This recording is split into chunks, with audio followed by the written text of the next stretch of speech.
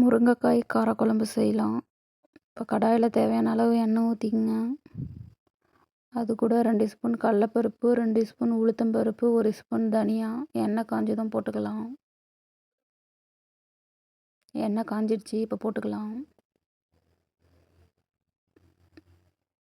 நல்லா வதக்கி விடுங்க. இப்போ கலர் வந்த உடனே நம்ம அது கூட 2 பெரிய வெங்காயம், 6 பல் சின்ன வெங்காயம், 4 பூண்டு சேர்த்துருக்கேன். அப்படியே 4 தக்காளியும் ஆட் பண்ணிக்கலாம். போட்டு நல்லா மிக்ஸ் பண்ணி விட்டு வதக்கி விடுங்க.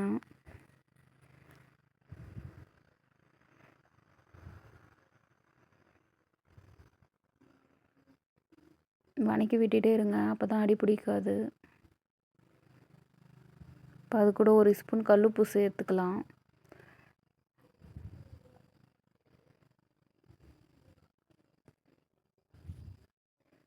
தக்காளி வெங்காயம் நல்லா வதங்கி வரும். வதங்கிடுச்சு. இப்போ நல்லா மிக்ஸ் பண்ணி விட்டுட்டே இருங்க, அடி பிடிக்காமல் இருக்கும்.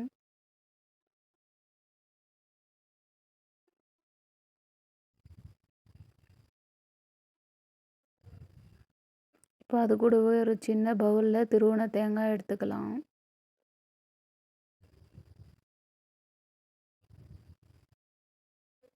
இப்போ மிக்ஸ் பண்ணி விடுங்க தேங்காவை. இப்போ நல்லா வதங்கிடுச்சு. இப்போ ஆஃப் பண்ணிட்டு ஆறினோடனே ஜாரில் ஷிஃப்ட் பண்ணிடலாம். இப்போ அரைச்சி எடுத்துக்கலாம்.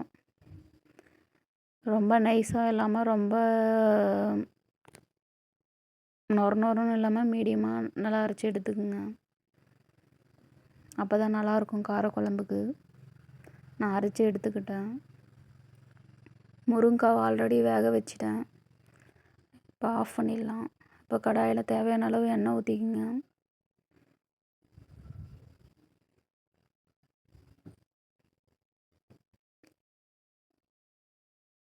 எண்ணெய் காஞ்சதும் கடுகு போட்டுக்கலாம். எண்ணெய் காஞ்சிருச்சு, இப்போ கடுகு போட்டுக்கலாம்.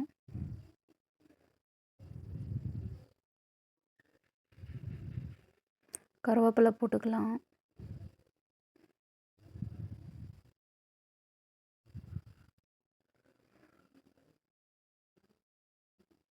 இப்போ வேக வச்சு எடுத்த முருங்கைக்காவை ஆட் பண்ணிக்கலாம்.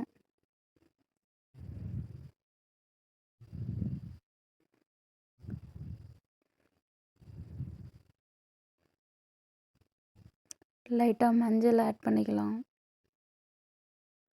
மிளகாய் தூள் 1 ஸ்பூன் ஆட் பண்ணிக்கலாம். காரத்துக்கு ஏற்ற மாதிரி போட்டுக்கலாம் மிளகாய் தூள். இப்போ மிக்ஸ் பண்ணி விடுங்க. வாரத்தில் ஒரு நாள் இந்த மாதிரி செஞ்சு பாருங்கள், நல்லாயிருக்கும் ரைஸ்க்கு. நல்லா மிக்ஸ் பண்ணி விடுங்க. நல்லா மிக்ஸ் பண்ணி விட்டுட்டு இப்போ அரைச்சி தேங்காவை ஊற்றிக்கலாம். ஜாரில் ஒரு டைம் தண்ணி ஊற்றி அலசி ஊற்றிடுங்க பானலில்.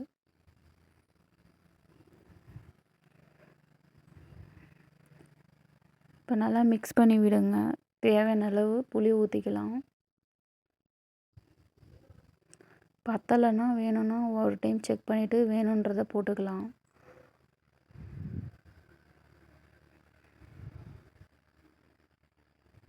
நல்லா மிக்ஸ் பண்ணி விடுங்க, அடி பிடிக்காது.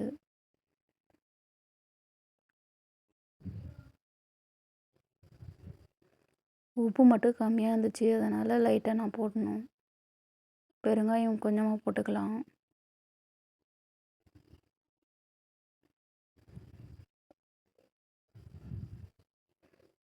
நல்லா மிக்ஸ் பண்ணி விட்டுட்டே இருங்க. இப்போ ஒரு கொதி வந்துடுச்சு. லைட்டாக உப்பு போட்டுக்கலாம்.